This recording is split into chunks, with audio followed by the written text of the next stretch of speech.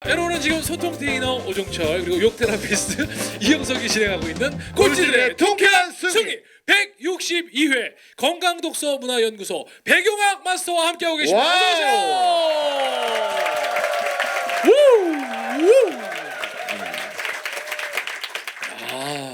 자 오늘 정말 건강에 대한 관심들이 굉장히 높습니다. 자 아까 아침을 안 먹는 게 더 좋다라고 하셨습니다. 왜입니까? 네, 좋습니다. 아침 식사를 하지 않는 것이 건강에 이로운 제 의견을 말씀드려보겠습니다. 아침은 어떤 시간입니까? 무슨 시간이죠? 낮의 시작이죠. 그렇지 않습니까? 낮에는 뭐 하죠? 일을 해야 되죠. 혹은 운동을 해야 될 것이고 100년 전에는요. 먹을 것을 찾았거나 아니면 전쟁을 치러야 되지 않았을까 그런 생각을 가집니다.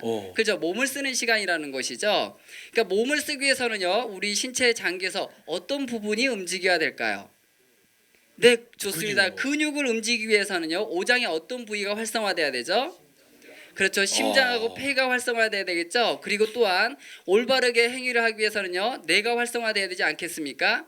그렇죠. 우리는요. 이런 신체 구조적인 것에서 활성화되는 부분을요.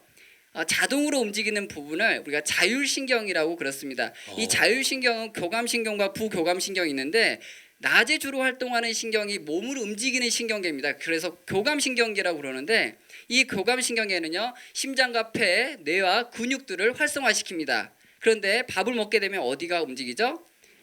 그죠? 입이나 식도나 소화라든가 소장, 대장이 움직이게 되죠. 그렇지 않습니까? 그렇습니다. 이거는 소화기관은요. 낮 시간 동안에 꺼버리게 됩니다. 우리 몸이 자동으로 꺼버리게 되죠. 예를 들어서 이렇게 설명할 수가 있습니다. 우리가 일을 하다가 배고파요.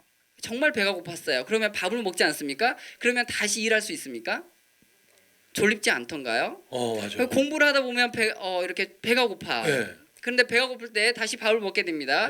그러면 또 공부할 수가 있겠습니까? 졸려요. 또 졸립지 않습니까? 이럴 때는요. 몸에서 과부하 걸리기 때문에 그렇습니다. 네, 어린 아이들은요. 밥을 먹고도 뛰어놀 수가 있어요. 그런데요.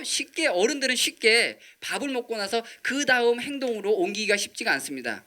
왜냐하면 밥을 먹는 동안 모든 에너지가 소화를 시키는 데 쓰이기 때문입니다. 네. 그리고 또 다른 이유가 있습니다. 뭐죠? 아침 시간에는 몸속에 있는 노폐물이 주로 나오는 시간이라고 구별질 수가 있습니다. 왜 그럴까요? 아침에 일어나면 눈곱이 끼죠. 그다음에 설태가 끼죠. 체취가 나죠. 얼굴에 기름기가 돌지 않습니까? 맞아요. 또 남성분들은 일어나고 싶지 않아도 소변 보기 위해서 일어나지 않습니까? 그리고 대변도 볼 수 있습니다. 그렇죠. 몸속에 있는 노폐물이 밖으로 나오는 시간들인데 이때 음식물을 먹게 되면 나오는 작업을 중지고하고 빨리 또 소화를 시켜야 되는 몸의 입장에 놓이게 됩니다. 네, 그렇기 때문에 아침 식사를 하지 않는 것이 건강에 이롭다고 말씀드릴 수가 있겠습니다. 이렇게 들으니까 박수 한번 주세요. 근데 아침 식사를 그래도 예. 나는 꼭 해야겠다. 그러면 어떤 게 좋을까요? 좋습니다. 아침에는 노폐물이 나오는 시간이라고 말씀드렸잖아요. 그러면 노폐물이 잘 나오게 하려면 어떻게 해야 될까요? 맞아요. 물을 마시면 좋을 것 같습니다. 그러면 물 중에서 가장 좋은 물은 어떤 물일까요? 생수? 생수? 네, 끓이지 않는 생수 맞습니다. 또 더 좋은 물이 있습니다. 더 좋은 물이 있어요. 더 좋은 물? 네. 미지근한 물요? 포카리 스웨트. 포카리 자연이 스웨트? 주신 물, 자연이 준 물, 가장 아름다운 물. 예, 저는 이렇게 생각하는데요. 아리수? 아리수 좋아. 여러분은 과일을 어떻게 드시는지 모르겠어요. 왜 먹는지 모르겠습니다만 과일 속에는 어때요? 비타민, 미네랄, 식이섬유, 폴리페놀 같은 게 있지 않습니까? 그런데 과일을 먹는 가장 적절한 이유는요. 정말 완벽한 물을 먹기 위함이 아닐까 이런 생각을 가져옵니다. 그래서 아침 시간에 식사를 대신해서 과일을 드시면 얼마나 좋을까라고 제안을 드립니다. 네. 그 여러분들 우리 와. 백두산 얘기하는 중에서 보충 설명하면 사람의 주기는 하루에 3번이 있어요. 그게 이제 우리가 저녁 8시부터 다음 날 오후 12시까지가 휴식기예요. 지금 8시부터요? 지금 그래서 저녁 8시 이후로 음식을 섭취하면 사실 몸이 좋지 않습니다. 몸이 휴식을 하는데 뭔가 들어오면 어때요? 이걸 소화하기 위해서 에너지를 쓰는 거예요. 그래서 휴식기 때는 몸을 최대한 비워두는 게 제일 좋고 그다음에 정말 먹고 싶다 그러면 휴식기 때는 과일, 지금 말씀하신 과일은 왜냐면 수분을 사람의 몸의 70%가 수분이잖아요. 그 수분을 섭취할 수 있는 유일한 게 과일이거든요. 그러니까 여러분들 우리가 아리수 최고의 물이라고 하지만 물도 물은 좋지만 최고의 물은 사실은 과즙에서 나오는 또는 네. 야채에서 채소에서 나오는 과즙이 최고의 물이거든요. 그래서 나는 뭐 아침에 일어나서 야채를 그냥 씹어서 과즙을 내서 먹는다든지 그래서 당근 같은 거 갈아 먹으면 좋다는 이유가 그런 거예요. 근데 가는 것보다 내가 이 치아를 부딪히면서 생성되는 것들이 많거든요. 그래서 여러분들 그렇게 드시면 되게 좋은 거예요. 야. 이거는 하비 다이아몬드 박사라는 분이 예. 세계적인 석학인데 만들어 놓은 책들이 있어요. 그걸 보시면 도움 되실 것 같아요. 알겠습니다. 자, 그래서 네, 좋습니다. 그러면 이제 아침은 먹지 않고 먹지 이제 않고. 먹는다면 이제 물이나, 물이나 과일. 과일. 네. 아침을 드시지 않는 것보다 아침을 물로 혹은 과일로 드시는 게 더 좋다고 말씀드리고 있을 뿐만 아니라 또 네. 과일을 먹지 않아요. 아침을 식사를 하지 않으면 그러면 낮에 일을 어떻게 합니까? 공부하는 학생들은 어떻게 합니까? 라는 그렇죠. 질문이 나오게 되어 있습니다. 네. 거기에 대한 답변도 드려야 되지 않을까요? 해야죠. 네. 해야죠. 네, 감사합니다. 네, 좋습니다. 다음에 칸막이 하나 그때 좀. 그럼 이렇게 물어봐 달라고 얘기하는 것 같아. 네, 아니 그러면 네. 공부하는 애들이나 이래서 일해야 되는 직장인들은 어떻게 합니까? 네, 저도 그게 참 의문이었습니다. 예. 공부를 할 때 그러면 일을 하는 사람들은 학생들은 어떻게 할 것인가? 근데 생각해 본데 이렇게 말씀드릴 수가 있습니다. 우리가 밥을 먹으면 바로 에너지가 쓰여지던가요? 아니요. 네, 그렇습니다. 3시간에서 6시간 소화 과정을 필요로 합니다. 그렇기 때문에 아침 식사를 하고 우리가 소화가 다 되어 있을 즈음은 언제입니까? 점심시간입니다. 근데 점심 때 우리는 뭘 합니까? 또 또 점심을 먹어요. 먹습니다. 그러니까 그 점심이 또 소화하게 되기 전에 우리는 또 뭐 합니까? 저녁을 먹어요. 저녁을 먹게 됩니다. 네. 알고 봤더니 우리가 저녁에 먹는 것은 충분히 소화가 돼서 밤 시간에 충분히 소화가 되어서 아침이나 점심을요 생활을 용이케 하는 에너지로 고스란히 만들어져 있습니다. 그런데 우리가 습관상으로 배가 고프면 밥을 퍼먹죠. 괜찮아요, 다 괜찮아요. 퍼먹죠. 그럼 퍼먹어요. 어떻게 밥을 먹어? 또 먹어? 퍼먹지. 또 먹는구나. 허 잡수셨기 때문에 우리가 이 몸이 능동적으로 대처하지 말고 수동태가 되었던 것 같습니다. 네, 네 좋습니다. 감사합니다.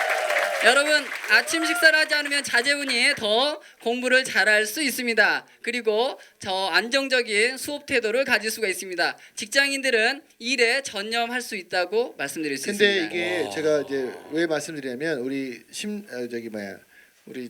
백도사랑 같이 백도사. 공부하는 우리 네. 또 하브라타 전문 우리나라 최고의 전문가인 네. 우리 심도사가 또 있어요. 네. 이분이 서울대 사학과를 나와서 이 입시계에서 되게 유명한 맞습니다. 분인데 이분의 이제 팔로워들한테 이 얘기를 해준 거예요. 그래서 아이들을 한번 공부시킬 때 아침 먹이지 말고 과일을 먼저 먹여봐라. 근데 놀라운 건 뭐냐면 과일을 먹었더니 아이들이 학업 성적도 좋아지고 훨씬 더 차분해졌대요. 주의가 산만했던 아이들도 차분해지고 안정적이지고. 그러니까 여러분들 사실은 우리 질병들이 우리가 사실은 치킨 그다음에 이런 건 나쁜 것들을 너무 많이 섭취하니까 또 그 얘기도 좀 해주세요. 왜 요즘 중고등학생 아이들이 특히 여성 아이들이 생리를 불규칙적으로 하고 생리량이 많아지고 그다음에 냄새가 심해졌는지 그 얘기도 잠깐 또 해주실 수 있죠. 네, 해드릴 수가 있습니다. 감사합니다. 네. 네, 우리가 치킨을 좋아하는데 저희는 이제 두 번째 질문이겠죠. 음식에서 두 번째 질문은 무엇을 무엇을 먹을 먹어야 할 것인가에 것이냐. 대한 답변으로 해결할 수 있겠습니다. 자, 일단은 우리가 무엇을 먹어야 될 것이냐 무엇을 먹어야 된다고 생각하십니까? 라고 질문을 드리고 싶은데 먼저 그 답변부터 풀어보도록 네. 하겠습니다.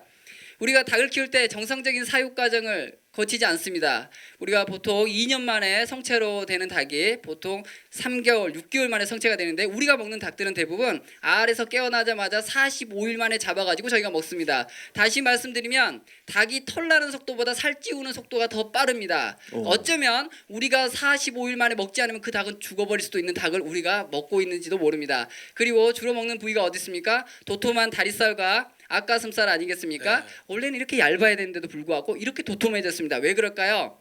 닭을 키우는 데 있어서 성장 호르몬 그게 또 보통 여성들의 호르몬이죠. 에스트로겐을 많이 쓰이게 됩니다. 그것들을 많이 먹고 자라는 닭들이 가슴살이 도톰해집니다. 만약에 피라미드 상위에 있는 우리들은요. 그 닭을 먹게 되면 어떻게 되겠습니까? 어린아이들의 가슴이 이렇게 밖으로 올라오지 않을까요? 근데 중요한 것은 이거예요. 풍만해지면 좋을 수도 있는데 먼저 풍만해지면 나중에 풍만해질 때 풍만해지지 않는 조숙증에 걸릴 수 확률이 높아진다는 것입니다. 그래서 특히 닭고기가 좋지 않을 것이고 특히 또 고기를 먹게 되면 우리 피가 끈적끈적해져요. 신기하게도 조물주가 그렇게 만들어 놓았나 봐요. 그래서 닭고기를 먹으면 단백질이죠. 이 동물성 단백질을 먹게 되면 우리 몸에서는 어떻게 흡수가 되죠? 소화 과정을 거쳐서 아미노산 형태로 흡수가 되는데 이때 찌꺼기들이 많이 발생이 돼요. 그러니까 탄수화물하고 지방은 찌꺼기가 그렇게 발생이 되지 않는데 동물성 단백질은 찌꺼기가 발생이 됩니다. 그게 뭐예요? 맞아요. 콜레스테롤인데 콜레스테롤은 동물성 단백질에 포함되는 지방 때문에 증가되는 걸로 지금까지 밝혀지고 있습니다. 그러니까 동물성 단백질을 먹지 않으면 콜레스테롤을 자연스럽게 줄일 수가 있거나 증가하지 않을 수 있다는 말씀을 드리고 있고, 동물성 단백질을 드시게 되면 그걸 분해하는 과정에서 흡수되는 과정에서 아민, 인도, 스카톨, 황화수, 암모니아 같은 이런 발암 물질들이 우리 몸에서 생성될 뿐만 아니라 염증을 유발하는 호모시스테인이라는 염증 유발 물질이 발생하게 됩니다. 더 나아가서 이렇게 요산이라든가 그 요산 같은 것들이 만들어지게 되는 거죠. 이 밖에 약 30여 가지 우리 몸에 몹쓸 짓을 하는 그런 물질들이 만들어지게 돼 있습니다. 그래서 닭고기가 좋지 않을 뿐만 아니라 그런 것 때문에 피가 끈적끈적해지거나 탁해지게 되어 있습니다. 네, 이상입니다. 야. 근데 이제 너무 안 드시는 것은 아니고요. 사실은 드시긴 드시는데 비율이 한 2대8 정도라고 저희가 이제 보통 얘기를 하는데, 예를 들면 이런 거예요. 몸에 나쁜 음식과 나쁘지 않은 음식을 구분할 수 있는 건 썩혀 보면 알아요.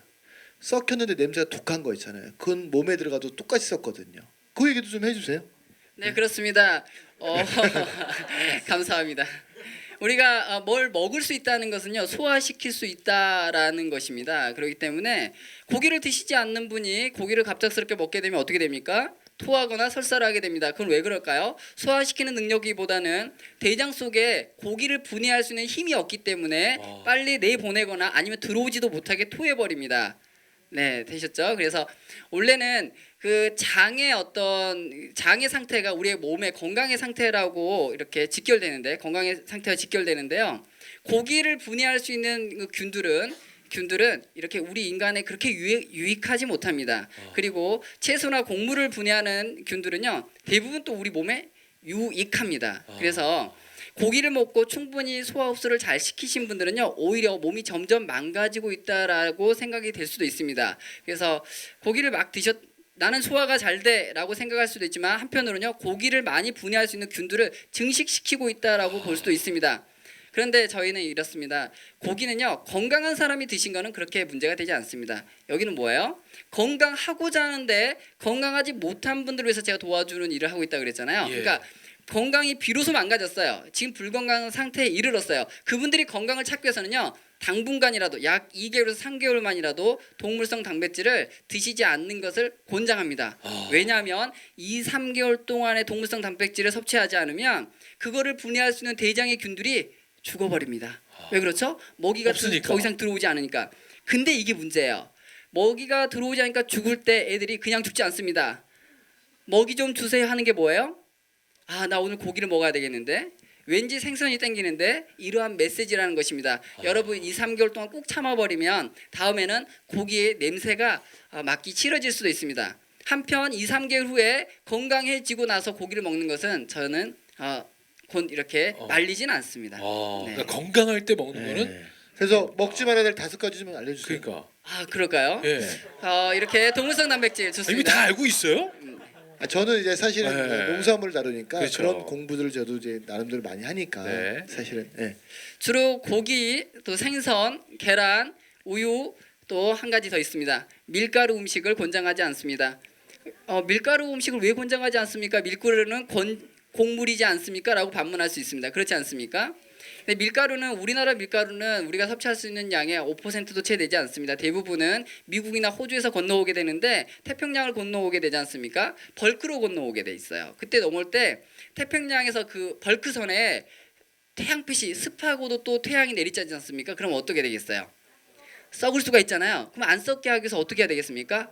저는 그 말씀을 드리지 못하겠습니다. 그런데 그러한 과정 거친다면 그게 과연 우리 몸에 유익할까? 그래서 예전에 보니까 스폰지 2.0에서인가 실험을 했습니다. 밀가루를 놔두고 벌레들에게 이걸 먹여보려고 했는데 벌레들이 먹지 않습니다. 먹은 애들이 있어요. 10마리 중에 5마리가 먹고 5마리 먹지 않는데, 먹지 않는 아이들은 살았어요. 먹는 애들은 죽었단 말이죠. 벌레도 먹지 않는 것을 우리가 먹으려고 하고 있어요.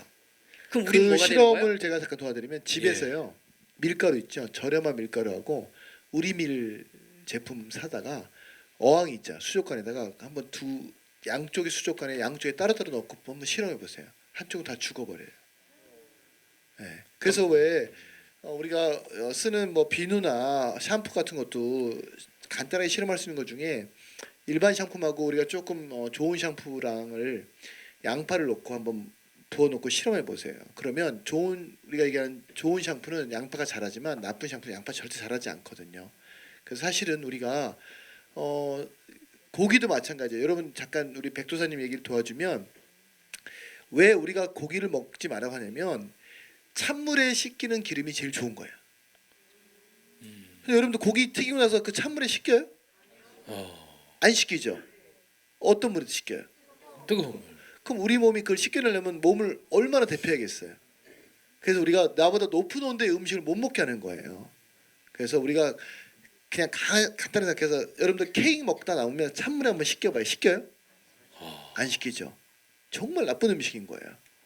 근데 케이크도 좋은 케이크들이 있어요. 정말 정직하게 만드신 분들이 만든 케이크들 그건 찬물에 다 식혀요.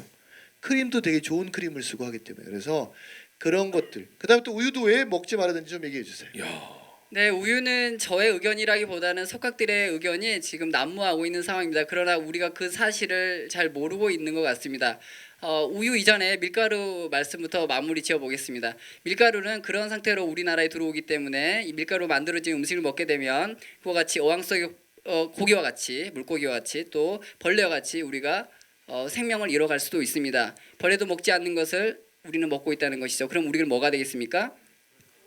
네, 좋습니다. 그다음 또 이게 있습니다. 이거 질문 요법이 의외로 네. 사람을 답하게 만드네요. 그러니까 네, 밀가루는 그렇습니다. 반죽을 하면 할수록 어떻게 됩니까? 끈적끈적해지죠. 근데 동물성 단백질은 뭐라고 그랬습니까? 독성이 있다고 그랬죠. 독성을 유발한다고 그랬잖아요. 그러면 밀가루와 대부분 동물성 단백질을 같이 먹게 되면 어떻게 될까요? 독성이 나가지 못하는 현상이 발생이 되겠죠. 그러니까 장이 예를 들어서 우리 몸이 건강에 해치는데 더욱 가속화되지 않겠습니까? 그래서 고기, 생선, 계란, 우유, 밀가루를 먹지 못하게 권장하는 것이고 우유에 대한 답변은 그렇습니다. 우유는 하얀 고기입니다. 하얀 고기. 또 우리가 사람이 태어나서 먹는 게 무엇입니까? 모유죠. 근데 모유가 어찌 돼서 공급이 되지 않으면 어쩔 수 없이 우리가 우유를 선택하는 것 같습니다. 그렇죠. 근데 우유는 누가 먹는 거예요? 송아지가 먹는 것이죠. 근데 송아지가 몇 개월 동안 먹는 겁니까? 3개월에서 6개월 동안 먹는 것입니다. 그 다음에는요. 송아지는 풀을 뜯어 먹습니다. 근데 송아지도 먹지 않는 것을 왜 우리가 먹어야 됩니까? 라고 반문할 수 있습니다. 정작 중요한 것은 이거죠. 우리가 우유를 먹는 이유가 무엇이냐가 더 중요하지 않습니까? 여러분들은 우유를 왜 먹고 계십니까? 맛이 좋아서, 칼슘 때문에, 스태미나를 위해서, 근육을 키기 위해서, 올바른 성장을 위해서. 그렇지 않습니까? 다 맞습니다. 다 맞아요. 그러나 맛으로 드신 분들은 좀 열애를 하고 싶고요. 그 다음에 우유는 하얀 고기라고 말씀드렸잖아요. 그래서 우유는 성장을 가능케 합니다. 그러나 우리가 포유류 같은 경우는 그렇습니다. 성장하는 5배를 산다고 그렇습니다. 그러니까 우유를 통해서 빨리 성장하면 어떻게 되겠습니까? 빨리 돌아가실 수 있습니다. 뿐만 아니라 우리의 세포만 키우는 게 아니라 우리 몸에서 자라나지 않아야 될 거를 잠재적으로 키워버릴 수가 있습니다. 이건 어디서 나왔죠?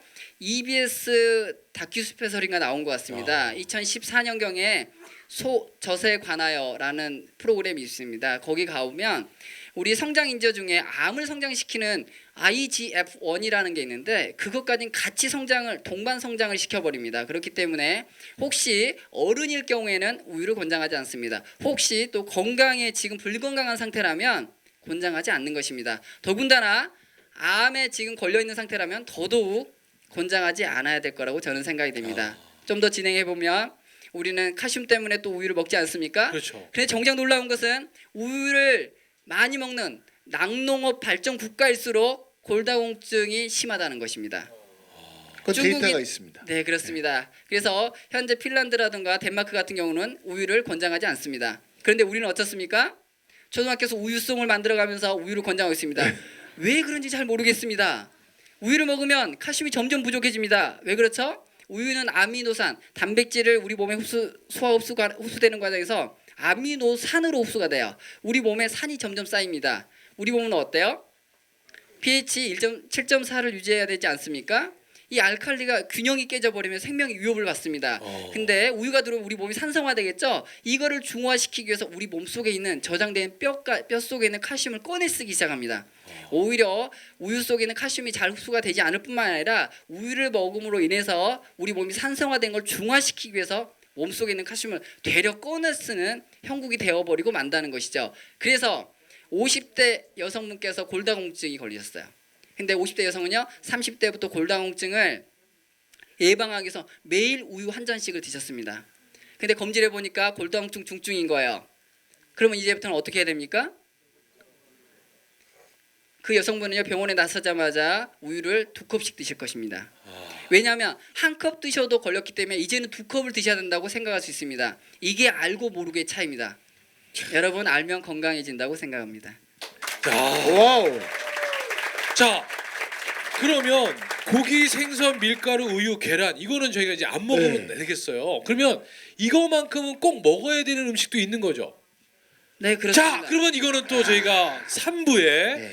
바로 이어지도록. 오늘 저기 제가 보기에는 백도사님 네. 오늘 다 이야기 못 냅니다. 낼 것 같아요. 이게 지금 음식만 해도 지금 그러니까 아직 시작도 못했어요 지금 지금. 운동, 잠, 네. 마음, 호흡은 어떻게 할 거야? 그러니까요. 네. 요거는 아무래도 저희가 다음에 또 이어가는데 또 오늘은 이어서, 일단 네. 음식 위주의 네, 얘기만을 이야기를 좀 저희가 더- 좀 진행하는 거에서 또 이제 궁금한 게 또 네. 많으실 것 같아서. 동의하시죠? 네. 알겠습니다. 자, 박수 그러면 한번 주세요. 자 잠시 후 3부에 이어지겠습니다. 즉시 반드시 될 때까지 와!